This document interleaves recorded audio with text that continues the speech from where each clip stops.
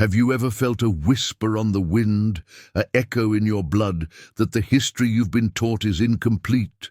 What if the most powerful civilizations to ever walk the earth, the founders of science, mathematics and astronomy, have had their true story systematically erased from our memory?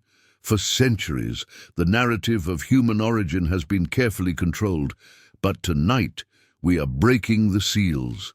We are journeying into the forbidden chapters of the past to uncover the monumental truth about the royal, regal, and divinely chosen ancestors of humanity, whose legacy was so potent, so formidable, that the world has spent millennia trying to bury it. If you keep watching, you will see the sacred texts in a light you never imagined. You will unlock the genealogical secrets that prove the cradle of civilization was not where they told you, and you will discover the hidden fingerprints of these ancient masters in plain sight within the pages of the most read yet least understood book in human history. This is not just history, this is your inheritance. Imagine a world reborn from the fury of a global flood. The waters have receded, the ark rests on the mountains of Ararat, and a single family, the survivors of the old world, steps out into the silence of a new earth. From this family, Noah and his 3 sons, Shem, Ham, and Japheth, would repopulate the entire planet. But the story of where they went and what they built has been twisted beyond recognition. The biblical table of nations in Genesis chapter 10 is not a simple list of names. It is a cosmic map, a divine blueprint for the repopulation of the earth and the key that unlocks the true identity of the founders of civilization. And at the very heart of this map lies a name that has been shrouded in mystery and deliberate misinterpretation: Ham. Now, when most people hear the name Ham, if they've heard it at all, they think of a curse. They have been fed a lie, a corrupt seed planted to justify centuries of oppression. But what if I told you that Ham was not cursed? What if I told you that his name in the ancient tongues means hot, black, or burnt, not as a mark of shame, but as a descriptor of the radiant, sun-blessed lands he would inherit and the powerful, dark-skinned people who would descend from him? The truth is, the curse was never on Ham. The curse fell upon one of his sons, Canaan, for a specific transgression. But Ham himself, Ham was the father of empires. And the next part of this revelation will surprise you even more, because we are about to follow the trails of his sons into the very heart of Africa, to kingdoms of such staggering wealth and power that their echoes still shape our world today. The first son of Ham was Cush, and the name Cush in the original Hebrew is unequivocal. It means black. This is not a metaphor. The ancient world knew the land of Cush as the kingdom that lay to the south of Egypt, a land we now call Nubia and Sudan, the homeland of the mighty Cushite empires. But the influence of Cush stretches far beyond the Nile Valley. The Cushites were the great navigators of the ancient world, the pioneers who sailed the seas and established outposts across the globe. The Bible tells us that Cush was the father of Nimrod, the first mighty warrior on earth, the founder of a kingdom that began with Babel, Erech, Akkad, and Calneh in the land of Shinar, which is ancient Mesopotamia. Think about the profound implication here. The very foundations of Babylonian civilization, with its towering ziggurats and advanced astronomy, were laid by a descendant of Cush, a son of Ham. This means the roots of what we call Western civilization are not European, they are profoundly African. But what comes next may change how you see the ancient world forever, because we must now turn to the second son of Ham, a name that is literally synonymous with one of the most magnificent cultures in human history. The second son was Mizraim. And this name is so crucial, so embedded in the consciousness of the Middle East, that to this very day, the modern name for Egypt in Arabic and Hebrew is Mizr, derived directly from Mizraim, Mizraim is the dual form of the word, meaning the two Egypts, Upper and Lower Egypt. So when the Bible speaks of Mizraim, it is speaking directly and explicitly about the ancient Egyptians themselves.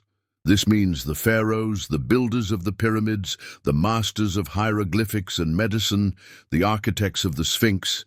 Their biblical progenitor is Ham. The grandeur of Egypt, with its obsidian-skinned kings and queens, its staggering mathematical precision that we still cannot fully replicate, is a Hamitic, an African civilization. This is not a theory. It is written plainly in the genealogical record. But the next revelation uncovers a secret very few people know, because the tentacles of Ham's legacy extend even further across the entire African continent. The other sons of Ham are Put and Canaan. Put is associated with the lands to the west of Egypt, modern-day Libya, and the regions of North Africa, the home of the ancient Berbers and Tuareg, proud and noble peoples with deep, dark skin. And Canaan, the Canaanites, who inhabited the Levant, the land that would later be called Israel. Their origins, too, are traced back to Ham. So when you look at a map of the ancient world, from the Pillars of Hercules in the west, across the entire expanse of North Africa, through the majesty of Egypt down the Nile into the kingdom of Cush, and stretching east into the fertile crescent of Babylon, you are looking at the inheritance of the children of Ham. This was the domain of the sun-kissed, the dark-skinned, the powerful builders of cities and libraries. This is the legacy that has been hidden from you. But the question now becomes, how did this truth become so distorted? How did the father of civilizations become the subject of a false curse? The answer lies in a single misunderstood story in Genesis chapter 9, and the truth behind it is about to be unveiled. The story is simple. Noah plants a vineyard, drinks too much of the wine, and falls asleep uncovered in his tent. Ham, the father of Canaan, sees his father's nakedness and tells his two brothers outside. Shem and Japheth take a garment, walk backward into the tent, and cover their father without looking upon him. When Noah awakens and realizes what happened, he pronounces a curse. But watch this closely, because this is where the deception begins. He does not curse Ham. He curses Canaan, Ham's son. He says, "Cursed be Canaan, the lowest of slaves will he be to his brothers." This is a prophecy directed at a specific people, the Canaanites, who would later come into conflict with the descendants of Shem, the Israelites. It was never ever a curse on all black people. In fact, Ham's other sons, Cush, Mizraim, and Put, receive no curse at all. They go on to build the greatest empires of the ancient world. The corrupt interpretation used to justify slavery is one of the most devastating and intentional misreadings of Scripture in history. It was a tool, a weapon, designed to suppress a glorious truth. But why was this truth so threatening? The answer lies in the staggering achievements of the Hamitic peoples, achievements that connect them to something otherworldly. Consider the precision of the Great Pyramid, its alignment with true north, its dimensions that seem to encode mathematical constants, its placement on the earth that mirrors celestial patterns. Where did this knowledge come from? Ancient astronaut theorists point to the stars. But what if the knowledge came from a different source? What if it was a remnant, a preserved science from the antediluvian world, the world before the flood? Noah and his sons were the inheritors of that pre-flood knowledge, and Ham, taking his inheritance into Africa, carried that cosmic science with him. The structures they built were not just tombs, they were portals, calendars, and repositories of a divine understanding of the universe.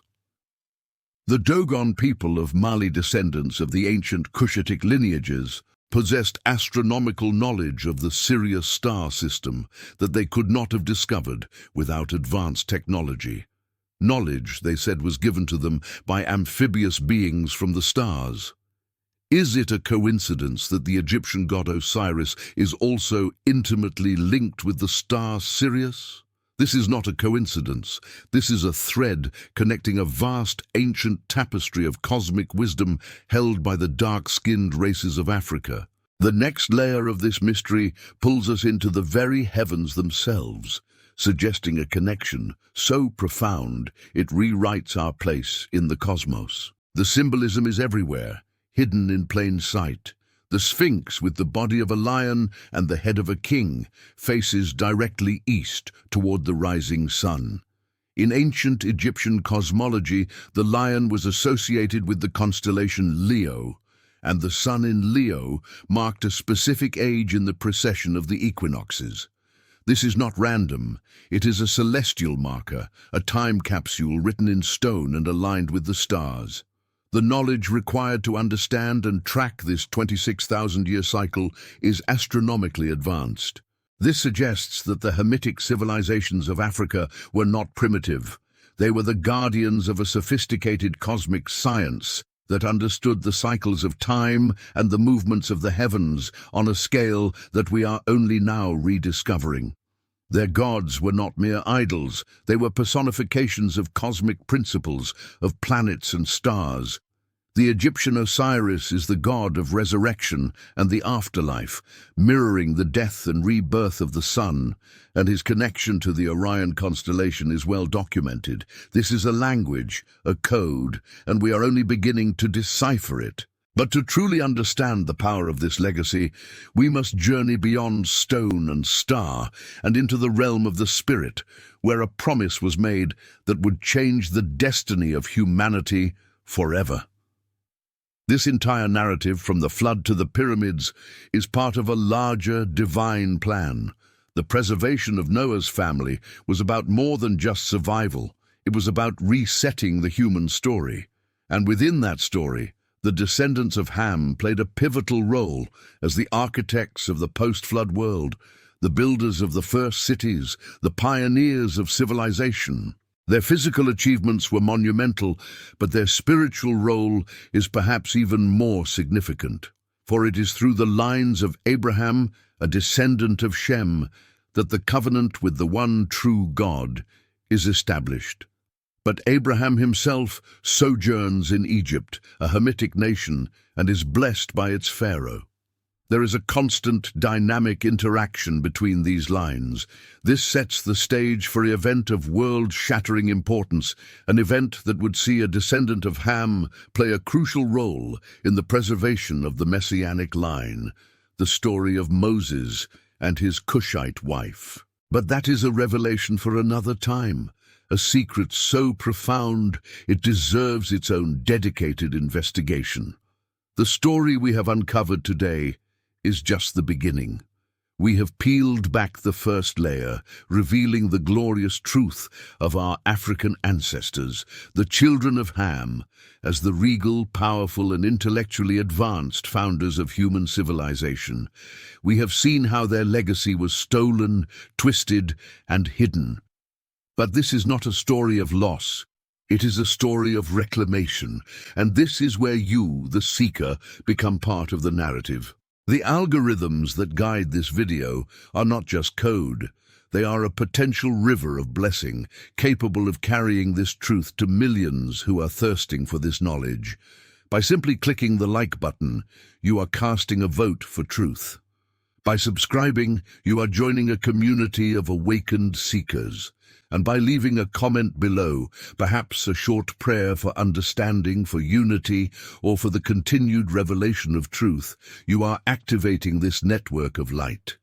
Your engagement tells the platform that this message matters, that it needs to be spread to the four corners of the earth.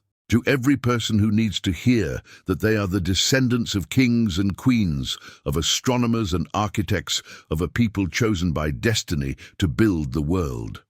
Let your click be an act of kindness, a spreading of God's word in its truest form, a word of liberation and identity. So, as we stand at the edge of this vast ocean of history, knowing that we have only explored a single coastline, the question remains, what other secrets lie buried in the sands of time? What about the journey of the Ark of the Covenant and its rumored final resting place in a land deeply connected to Ham's lineage? What about the mysterious connections between the ancient Olmecs of Central America with their colossal stone heads bearing unmistakable African features and the seafaring children of Cush? The threads are there, waiting to be pulled. The map is unfinished. The story is not over, and we have only just begun. But the true power of this story lies not just in the grand empires of the Nile and the Euphrates, but in a shadow that stretches across the Atlantic Ocean, a mystery so profound it threatens to rewrite the history of the entire world. What if the children of Ham, these master navigators and builders, did not confine their genius to the continents of Africa and Asia? What if their ships, powered by winds we can only imagine and guided by a knowledge of the stars that we have long since forgotten, ventured into the vast, uncharted darkness of the ocean?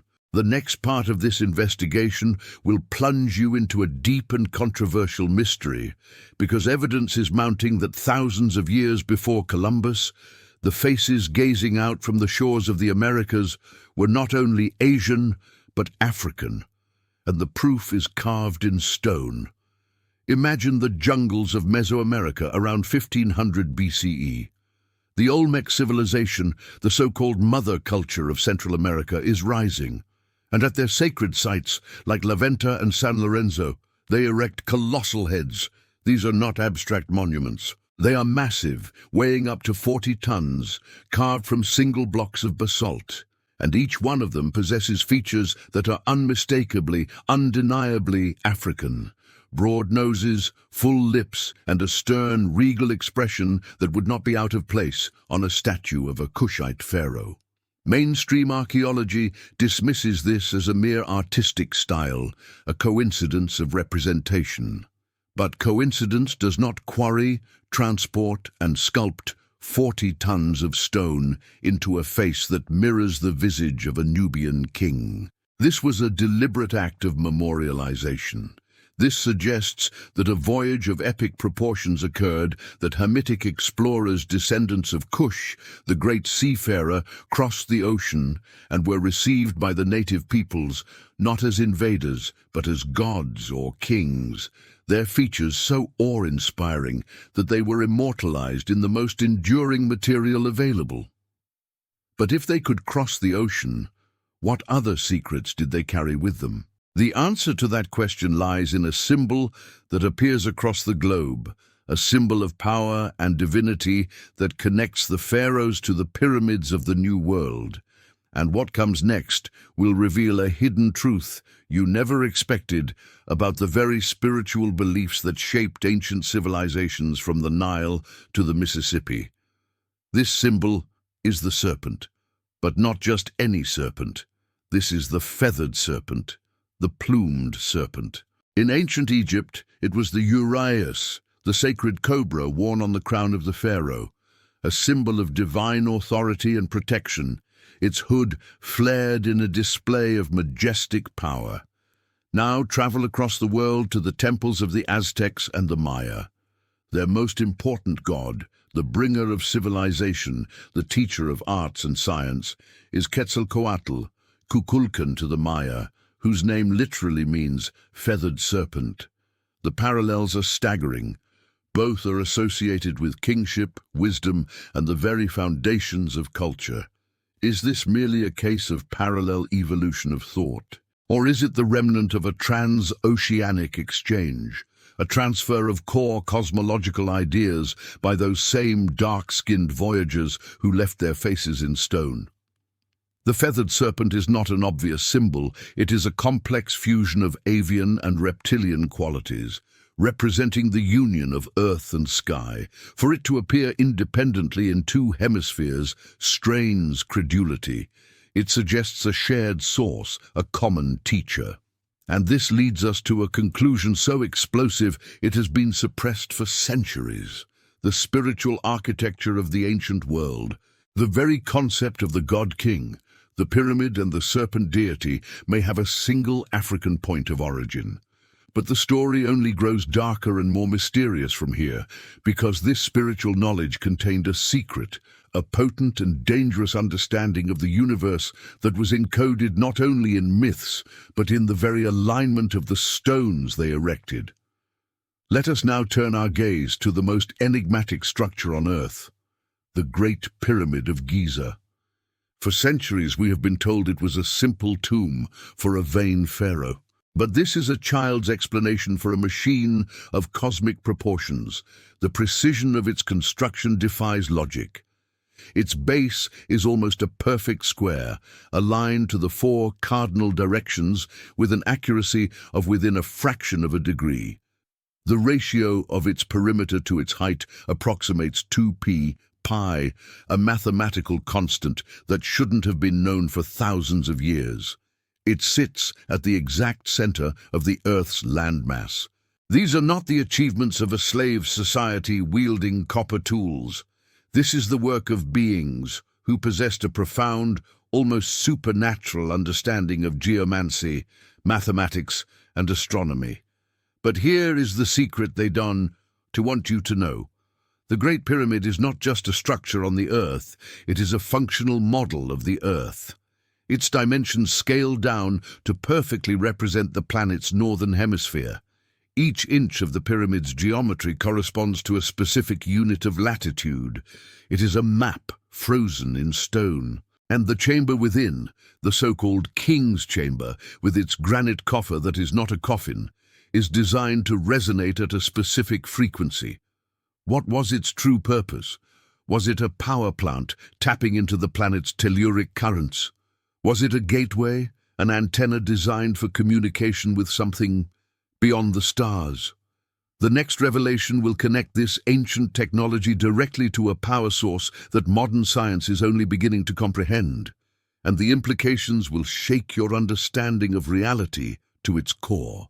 The key lies in sound, in sacred geometry. The ancient Hamitic priests understood that everything in the universe is in a state of vibration. Matter itself is energy, oscillating at specific frequencies. The precise dimensions of the King's Chamber, the materials used, granite, which is rich in quartz crystals, a piezoelectric substance that generates electricity under pressure, all suggest a device designed to harness vibrational energy. They knew that by using specific sonic frequencies, they could manipulate matter, levitate massive stones, and perhaps even open dimensional portals. This is not science fiction. This is the cutting edge of quantum physics today. The stories of priests chanting to move blocks of stone, long dismissed as fantasy, may be a literal description of sonic technology. And this knowledge was not confined to Egypt.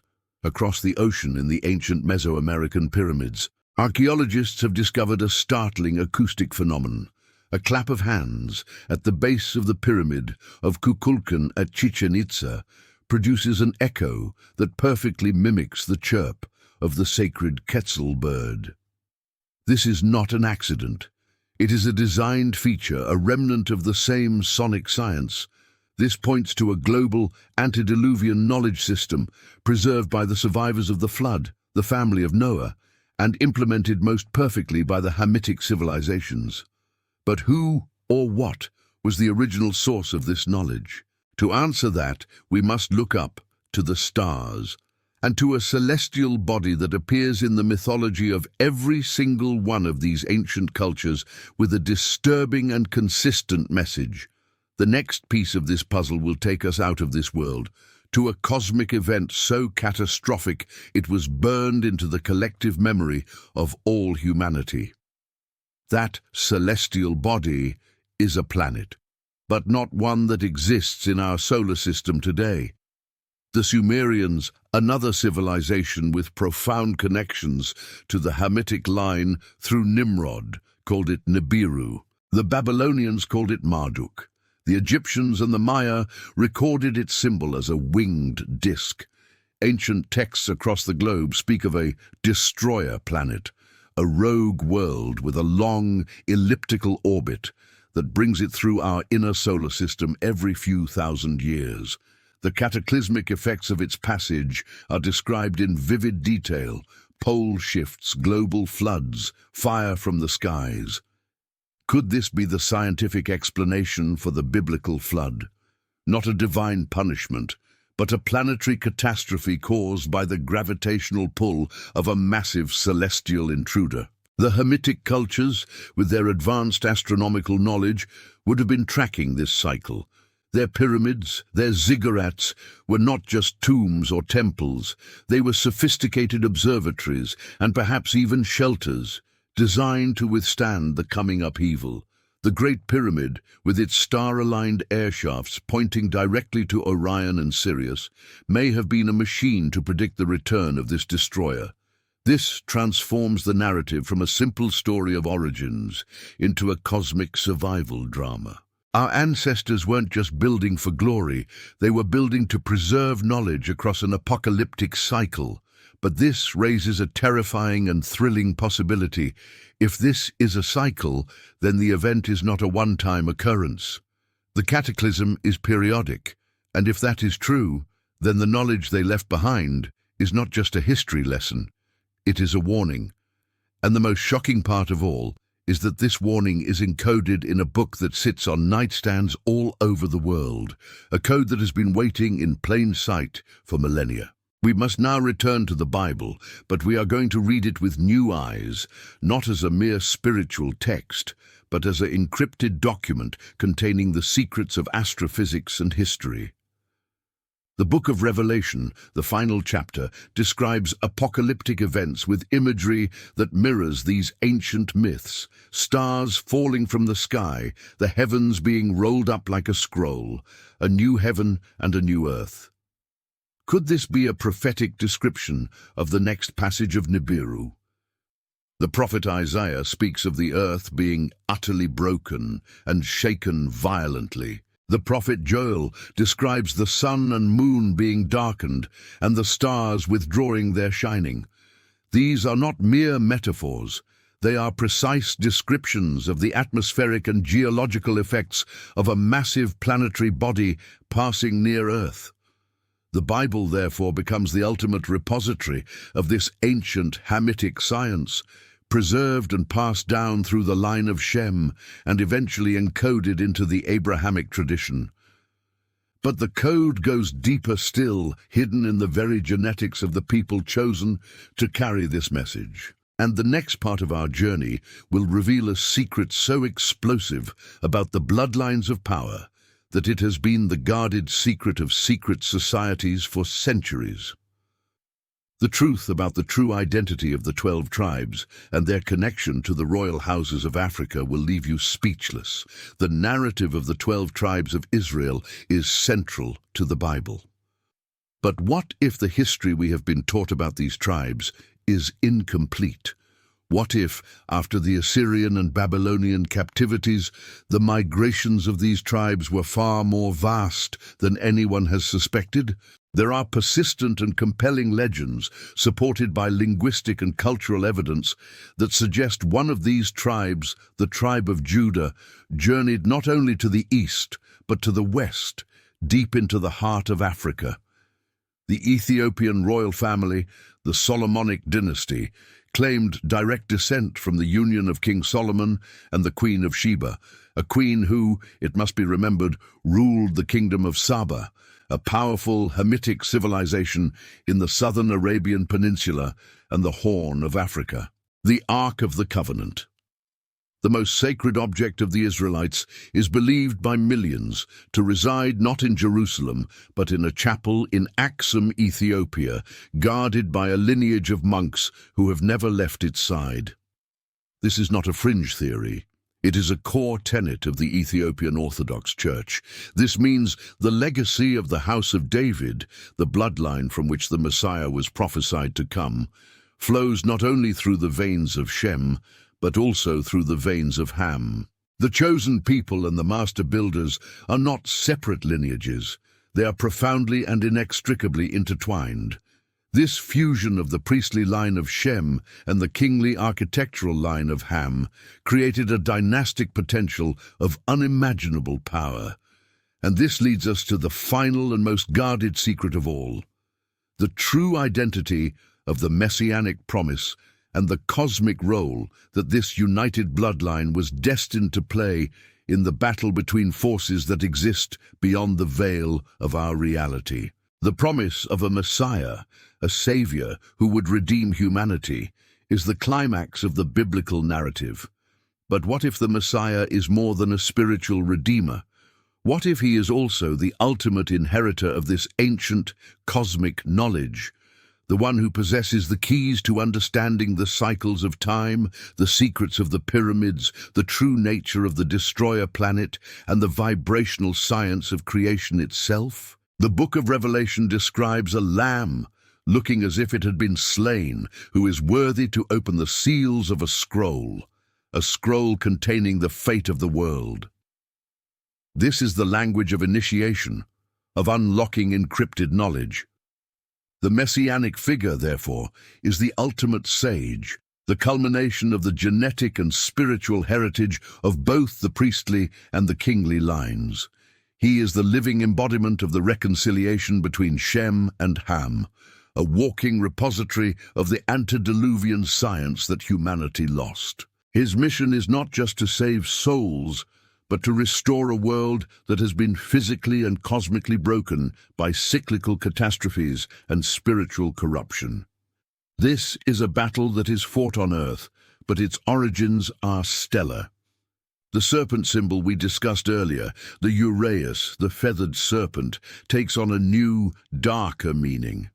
It represents not just wisdom, but the opposing force, the cosmic rebel, the entity that sought to hijack this ancient knowledge for control and domination, setting up the counterfeit kingdoms of Babylon and Rome.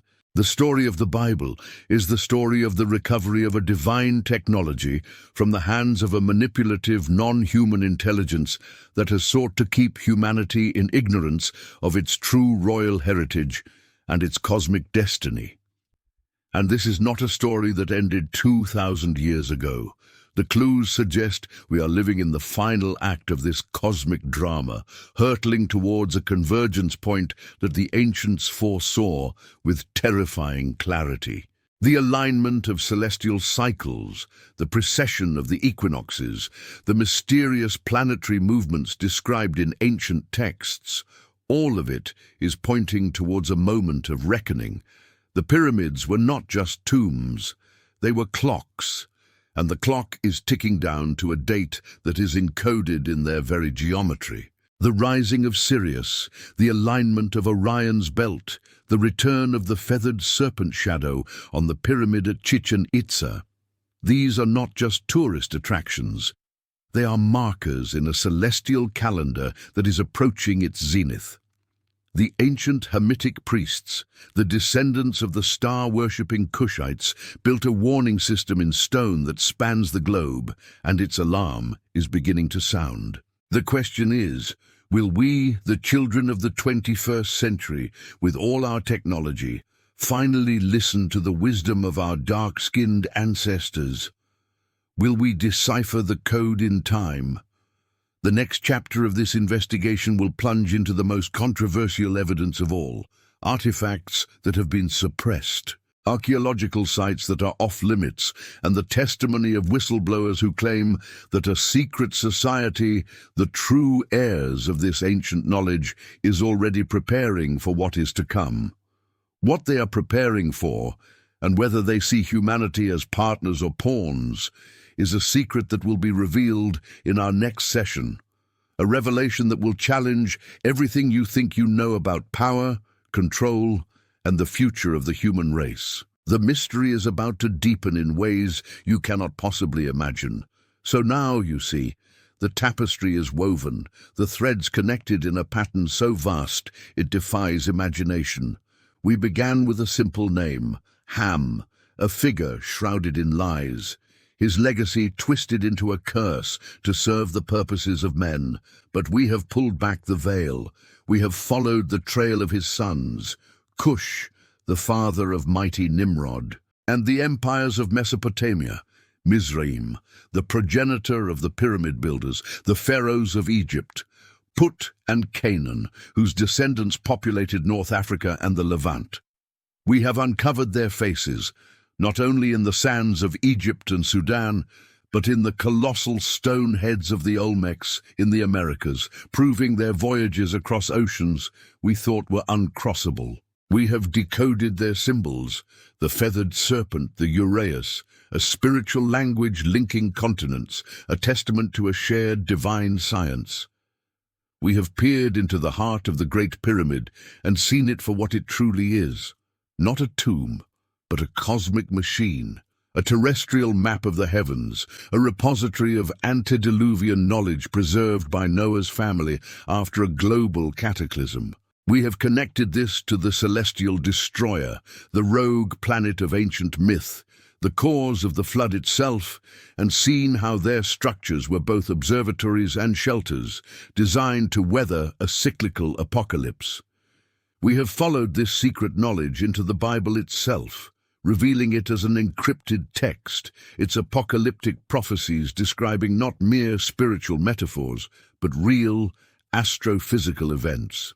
And in perhaps the most profound revelation, we have witnessed the fusion of the lines of Shem and Ham in the royal house of Ethiopia, in the legend of the Ark of the Covenant, proving that the messianic promise flows through a united bloodline, a kingly and priestly lineage destined to reclaim this lost knowledge and restore a broken world.